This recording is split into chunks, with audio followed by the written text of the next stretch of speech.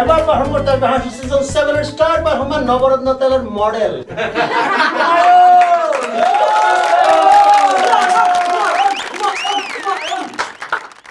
কি অবস্থা সবার? মানে আমি একটা কথা শুনছি যে স্ট্যান্ড আপ কমেডিয়ানদের নাকি মাথার মধ্যে অনেক কিছু থাকতে হয়। কি আজীব, মানে যার মাথায় কিছু নাই সে কি স্ট্যান্ড আপ কমেডিয়ান হতে পারবে না? রং, টোটালি রং ব্রো।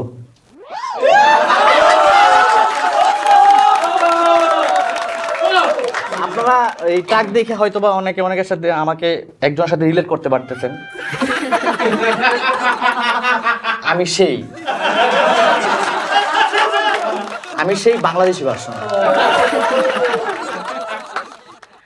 তো এখানে তো টাক মাথার কেউ নাই। হ্যাঁ, আমি যেখানেই যাই আমার মতো মাল একটাও পাই না।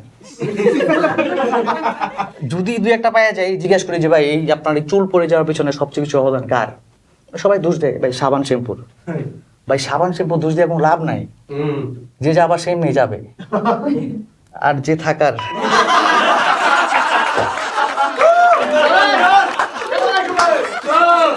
আমি যখন হইছি সবাই আমার জিজ্ঞেস তো তোর ঘরে কি হয়েছে, আমার কইতো আমার ঘরে একটা টাক হইছে।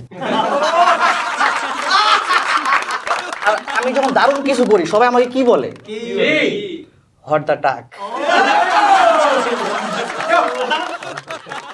তো আমার তারপরে ভাই মাথায় দু চারটা চুল ছিল, তো বাসায় একটু দুষ্টুমি করলে মা চুল ধরে পিড়াইতো।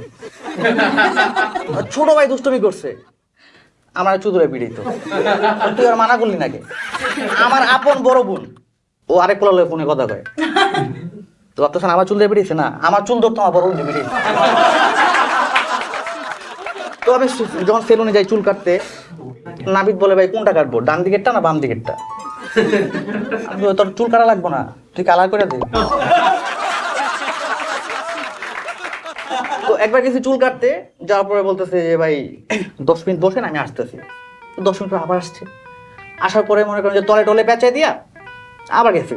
আমি ভাই কি সমস্যা আপনার? 10 মিনিট পর খালি বলতেছেন ভাই বসেন আসতেছি বসেন আসছি, কি সমস্যা আপনার? ভাই কি করবো, আপনার সামনে তো হাসতে পারি না।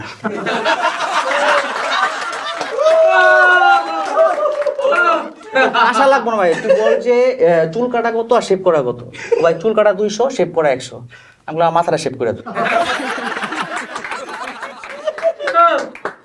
তো ভাই যখন একটু বড় হয়েছি তা গার্লফ্রেন্ড হয়েছে, মানে গার্লফ্রেন্ড হয় নাই, প্রপোজ করছি, রিজেক্ট করছে।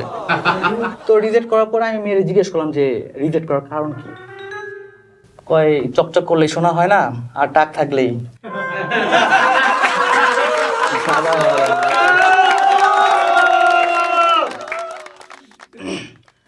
তারপরে আপনার একটা মেয়ে পড়াইছি, ওর নিয়ে রিক্সাতে ঘুরতে বের হয়েছি। তো রিক্সাতে ঘুরতে বের হওয়ার পরে গার্লফ্রেন্ড খুব রোমান্টিক হয়ে গেছে, রোমান্টিক আমার বলে মাথা রাখছে। আমার বন্ধু এনামুল ছবিটা ফেসবুকে আপলোড দিচ্ছে, ক্যাপশন দিছে প্রত্যেকটা মেয়ে তার বাবার বুকে নিরাপদ। তো ভাই আমাদের তো বাপ বানাই ফেলছে। আমি বন্ধুর ফোন দিলাম, কি রে তোর মা কেমন আছে? এই ঘটনার পর গার্লফ্রেন্ড আমার সাথে ঘুরতে বের হয় না। তো অনেক কষ্ট রাজি করাইছি ওর নিয়ে মুভি দেখতে যাবো। আমরা যান চলো আমরা বোরখা পরে মুভি দেখতে যাবো। তো বোরখা না, আমি তো বোরখা পরবো না। আমি পাগল, তোমার বোরখা পরতে কে বলছে? বোরখা তো পরবো আমি। তো সেদিন ইউটিউবে একটা ভিডিও দেখতেছি যে কিভাবে 7 দিনে টাক মাথায় চুল গজাবে। দেখলাম প্রথমে পেঁয়াজ বাটা দিল, আদা বাটা দিল, রসুন বাটা দিল, এলাচি দারচিনি লং সব দিছে। আমি প্রোডাক্টটা অর্ডার করছি, ডেলিভারি পাওয়ার পর ওইটা দিয়া গরু মাংস রান্না করে।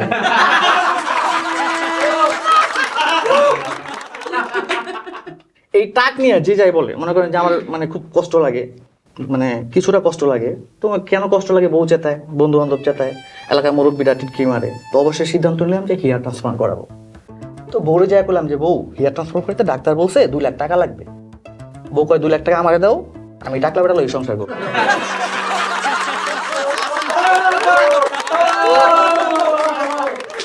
টাকা ভরে দিছি, বউ 2 লাখ টাকা দিয়ে ম্যানিকিউর পেডিকিউর করে নিয়ে আসছে। তো এই টাকা দেওয়ার পরে বউ শুধু আমার সাথে সংসারই করে। একটা ছোট প্রমাণ আছে আমার কাছে যে আমাদের বিয়ের বয়স 7 বছর, আমাদের প্রথম বাচ্চার বয়স 3 মাস।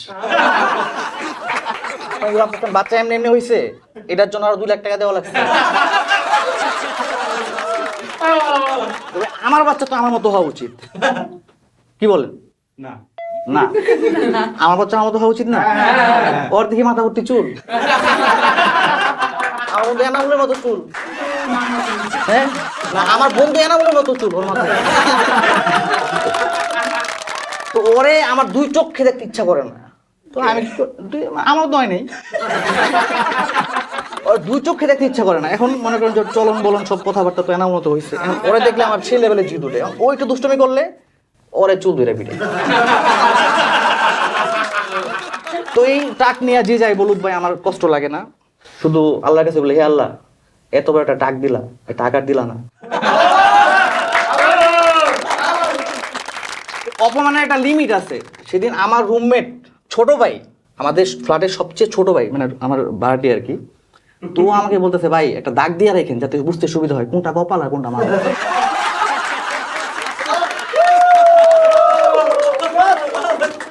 ভাই কি আর কম ভাই, ভালো কাজে আমার কাছে কেউ দোয়া নিতে আসে না। তো একবার এক বড় ভাই আসছিল বিয়ে করে দোয়া নিতে, বড় ভাই না ফ্রেন্ডের মতো আর কি, একসাথে চলাফেরা করছি। দোয়া নিতে আসছে বউ নিয়ে। আমি বলি ঠিক আছে, আমার মাথায় যে কটা চুল এই কদিন বাচ্চা থাকে। তো আপনারা সবাই ভালো থাকবেন, হাসি খুশি থাকবেন, আমার জন্য দোয়া করবেন। আমার একটা শ্যাম্পুর বিজ্ঞাপনের শুটিং আছে।